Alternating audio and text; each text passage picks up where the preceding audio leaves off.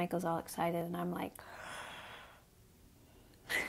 I'm sorry. Spiritual. Forgive me. Unspiritual. I get excited about marriage and relationships.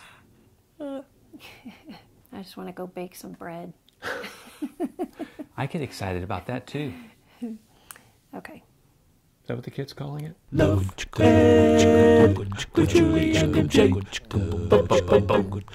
Want to be married, but wonder if it will ever happen to you? Today on Love Ed with Julie and MJ, we want to help you handle that desire in a way that is both healthy and true to how God made you.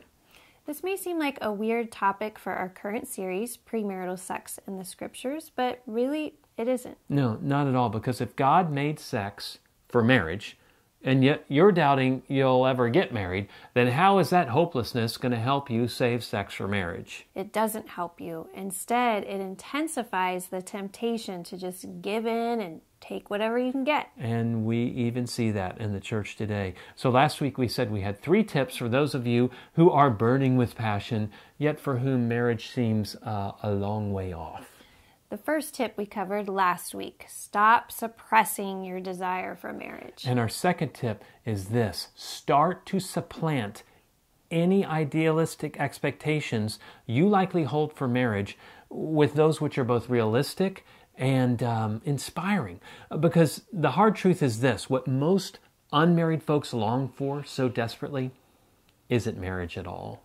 It's a marriage fantasy. Totally. Yet marriage wasn't meant to be a fantasy, but a reality. The most vulnerably real human relationship you could ever be a part of. How will understanding the reality of marriage help someone deal with their desire to actually be married? Well, because when you grasp what marriage really is, it's... sobering. Yes. And I actually got to experience that firsthand back in college when I read my first marriage book, back before Julie and I started dating. It gave me such a realistic picture of marriage, both beautiful and painful, richly rewarding, yet incredibly challenging. And after almost 25 years of marriage, I can testify.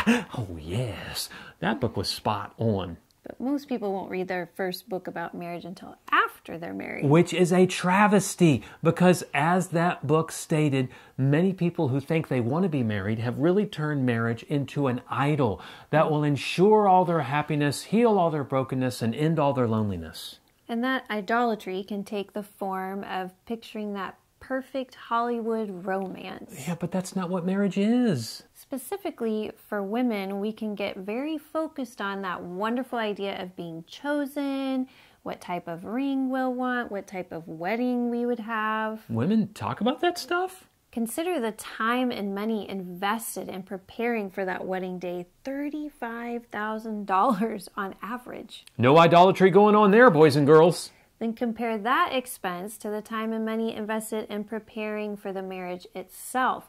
That huge undertaking of living together with a person for the rest of your life. Yeah, and while Julie's calling out the sisters, let's be real, my brothers.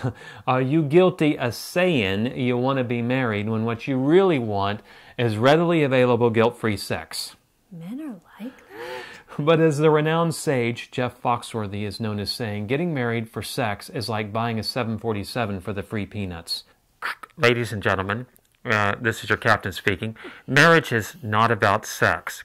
Marriage isn't about sex. Sex is about marriage, and marriage is about relationship. Lastly, though marriage isn't honored in our culture as it once was, it still is a part of that American dream where you go off to college, get a great career, get married, have 2 kids, buy a house with a white picket fence. Wise individual, please stop dreaming and determine to supplant the fantasy, the idolatry of marriage with the fearful yet wonderful reality of marriage. Don't wait until you're married to have to face that reality head on. Don't wait until premarital counseling. Don't wait until you think you found the one. No, please do it now. So what are some practical ways our viewer can supplant those unrealistic expectations with ones rooted in reality? Well, we actually already made that video. Yay!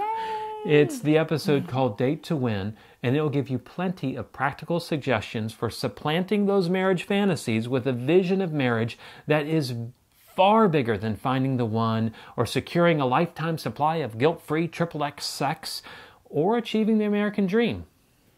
To review, number 1, if you find yourself burning with passion and marriage nowhere in sight, we urge you to stop suppressing your desire for marriage. But number 2, supplant your unrealistic expectations for marriage with truth that will tame that desire. For further help, you can check out my date night advice blog, What Marriage Vows Cannot Vow.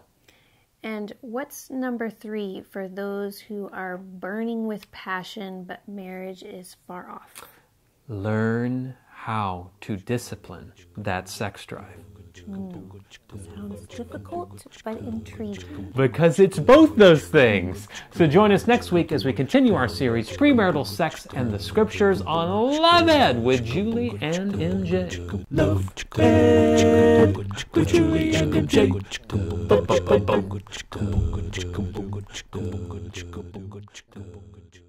You need a little scoot over that smidge, or there were more even. I don't like uneven shots.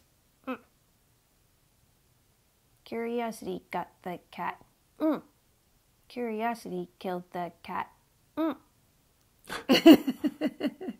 is that from? It's from an old Looney Tunes that the kids watched years ago, but even it was like from the 1930s, where they were so violent in cartoons. It's about a cat dying from being curious, and it's supposed to be a lesson to kids to not be curious. Would that be a lesson to y'all?